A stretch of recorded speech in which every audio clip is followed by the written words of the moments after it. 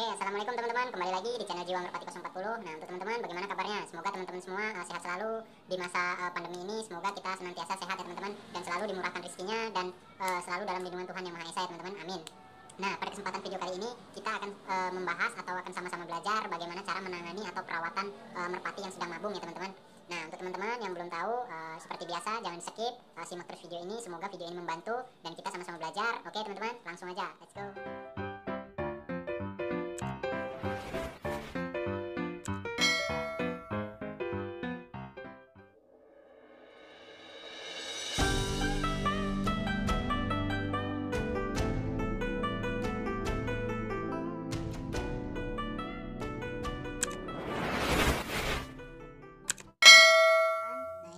Ada di hadapan kita atau video ini adalah bentuk salah satu merpati yang sedang mabung atau pasca mabung ya teman-teman, atau bisa disebut pergantian bulu ya teman-teman.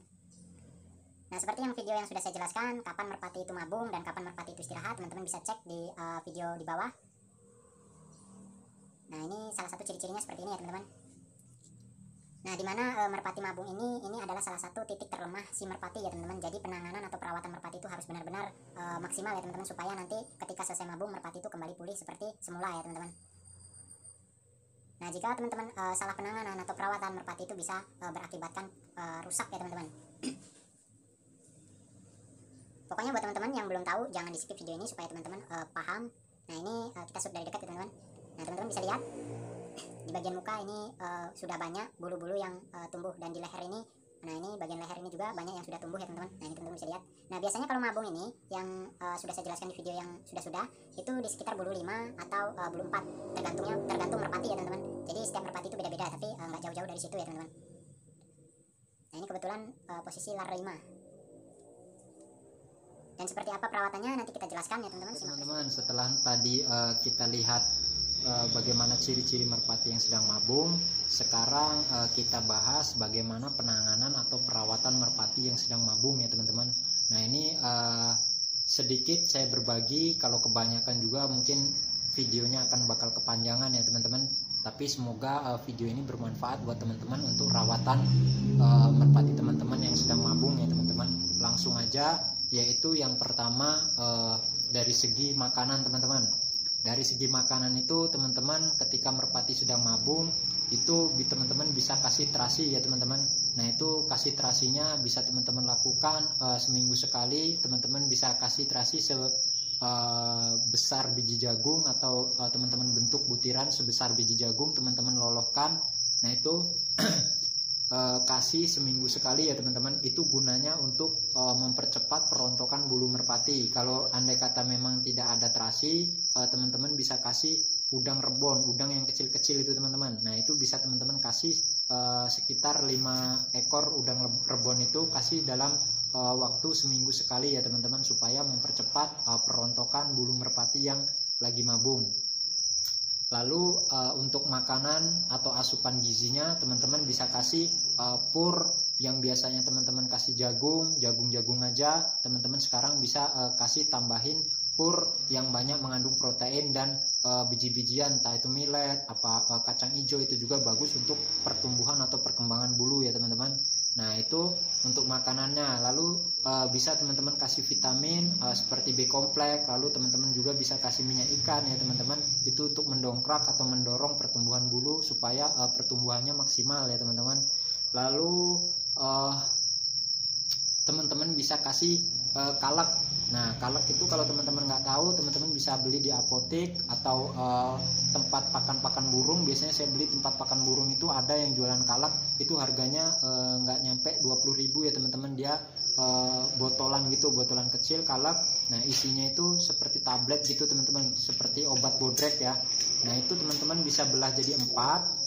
Nah, lalu teman-teman lolohkan seperempatnya. Artinya kalau dibelah jadi 4, seperempatnya teman-teman, jangan setengahnya, karena itu untuk obat manusia. Kita nanti dosisnya kebesaran ya teman-teman.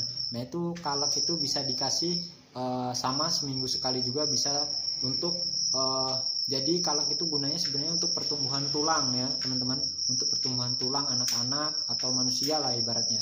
Tapi bisa juga kita kasih dengan catatan dengan dosis yang benar ya teman-teman, yaitu kita ukur kita kasih seperempatnya aja teman-teman untuk merpati kita. Nah, itu gunanya untuk memperkuat nanti batang-batang lidi dan sebagainya untuk bulu-bulu yang nantinya akan tumbuh. Nah itu seperti itu kurang lebihnya teman-teman. Nah lalu untuk penjemuran sendiri teman-teman harus tahu biasanya teman-teman jemur burung itu dari pagi sampai siang. Nah kalau untuk merpati mabung ini usahakan teman-teman tuh penjemurannya tuh boleh, kalau bisa sih nggak usah dijemur sebenarnya nggak apa-apa, yang terpenting kandang itu terpapar sinar matahari. Nah itu juga nggak dijemur nggak apa-apa. Tapi kalau andai kata memang kandangnya itu di dalam ruangan atau di tempat-tempat yang memang nggak kena sinar matahari, teman-teman bisa jemur merpati yang mabung itu sekitar kurang lebih 20-30 menit ya teman-teman. Itu cukup, jangan sampai lebih, karena kalau teman-teman menjemur merpati itu terlalu lama, apalagi di bawah terik matahari yang terlalu panas, itu sangat-sangat buruk untuk perkembangan bulu, terutama untuk bulu-bulu itu susah untuk rontoknya teman-teman ya. Nah itu untuk penjemuran itu lakukan di pagi hari sekitar jam 7 saat-saat matahari itu muncul ya teman-teman. Nah itu lakukan setengah jam atau 20 menit itu udah cukup. Itu untuk penjemuran. Lalu untuk ini kadang-kadang teman-teman juga ada yang merpati mabung itu dimandikan dengan catatan caranya katanya untuk memperhalus atau untuk memperbagus nanti ketika bulu itu tumbuh. Itu salah ya teman-teman. Jadi kalau burung merpati yang sedang mabung itu jangan sekali-kali teman-teman mandikan ya teman-teman. Itu hal-hal yang pantangan, kalau menurut saya pribadi itu pantangan, jadi jangan dimandikan. Kalau memang teman-teman tapi kalau sumpamanya merpati saya kotor, karena kan di dalam kandang kan kita nggak tahu bang kena kotoran atau kena apa. Nah itu teman-teman akalinnya boleh dimandikan, tapi bukan dimandikan sebenarnya, dielap-elap, lap kering. Jadi teman-teman bisa ambil merpati teman-teman pakai air hangat, teman-teman bisa lap atau basuh badan-badan merpati itu nggak apa-apa ya teman-teman, tapi jangan sampai basah. Itu kalau memang diharuskan untuk mengelap merpati. Tapi kalau memang merpatinya bersih atau nggak kotor intinya, itu nggak usah teman-teman mandikan ya teman-teman. Nah itu lalu apalagi ya, oh ya jangan dimainkan ya teman-teman.